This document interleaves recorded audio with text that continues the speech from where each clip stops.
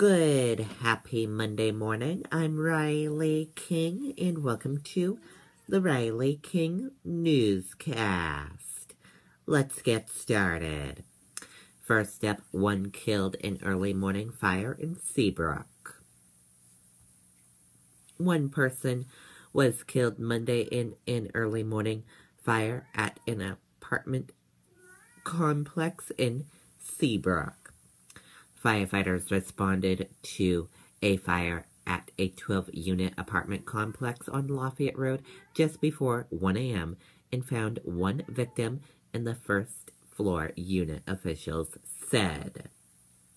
11 of the 12 units were occupied when the blaze broke out. No one else was injured. Officials said firefighters battled the flames for about 30 minutes. The damage was contained to one apartment. The state fire marshal's office is investigating. Governor candidates discuss how to sway independent voters.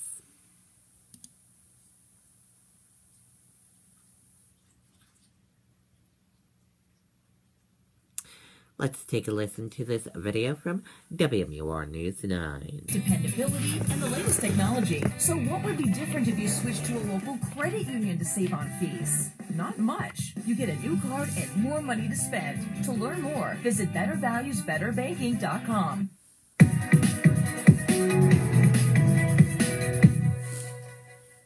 The corner office at the State House is up for grabs, and Republicans and Democrats are falling into line behind their respective nominees, Executive Councilors Chris Sununu and Colin Van Ostern.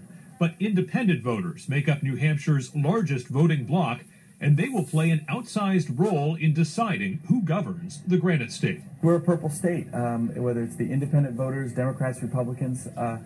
I try to make sure you never pander to anyone. That never helps anything. You got to be true to yourself. Chris Sununu, speaking to News 9 before his son's football game this morning, says with Democrats holding the governor's office for 18 of the last 20 years, it's time for a fresh approach to the state's problems. It's really about change. They're bringing real change to the state of New Hampshire. There are real serious issues that we're facing here, whether it's healthcare costs, education, driving real jobs back into New Hampshire, that we just have not done for years. Colin Van Ostern, campaigning with Senator Lou D'Alessandro at the Puritan in Manchester today, also has an ambitious agenda and knows he needs independent voters to make it happen. Independent-minded voters make up most voters in New Hampshire, and that's absolutely critical for any of us running. And frankly, for us to move forward as a state, we need to be doing it in a way that brings people together. Van Ostern's message to that crucial middle of the New Hampshire electorate is focused on continuity. I think this race is about how we take our next step forward as New Hampshire, whether or not we're going to invest in clean energy projects that bring local jobs, whether we're going to protect access to health care, whether it's women's health 100% of the time. On November 8th, both Van Ostern and Sununu will have their names right beneath the two most unpopular presidential candidates in modern political history, and they'll need independents to cross over on those ballots to win. Do you want Hillary Clinton supporters to vote for you? We want all the supporters in the state. Look, I think we're bringing a message that people have been waiting for quite some time. A breath of fresh air. I'm a fiscal conservative. I'm a little more moderate on the social issues. At the end of the day, I believe leadership matters. Do you want Trump voters to vote for you, too? I'm running to be governor of all the people of New Hampshire, not governor of one party or the other party, and that's inherent in the policies that I'm putting forward. One of the more fun angles on this race is that both candidates still have to attend to the state's business on the Executive Council. Their next meeting together is in Exeter this Wednesday. Okay, and there you go on that report.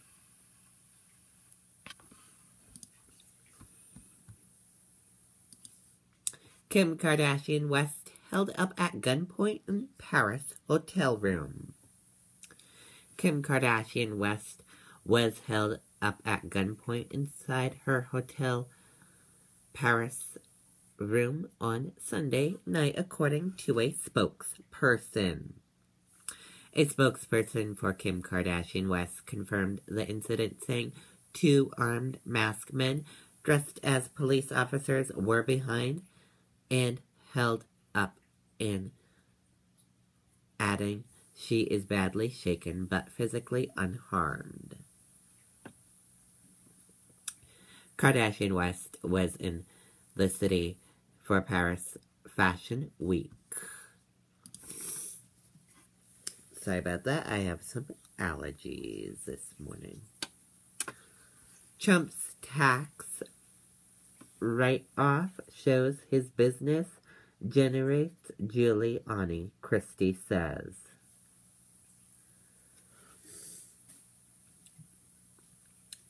Hold on, everyone.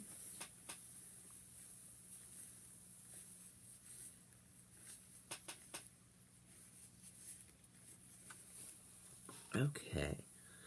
Donald Trump's decision to take a $916 million loss on his 1995 income tax returns showed his business acumen and genius at figuring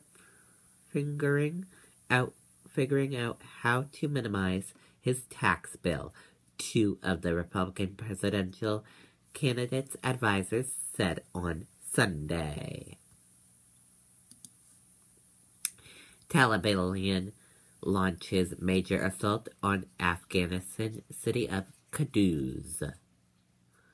Afghan government forces are fighting on the ground and from the air to defend the northern city of Kunduz following a pre-dawn offense by Taliban militants Monday.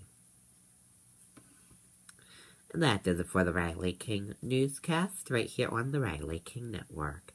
I hope you all have a great rest of your Monday. See you back later on. Goodbye, everyone.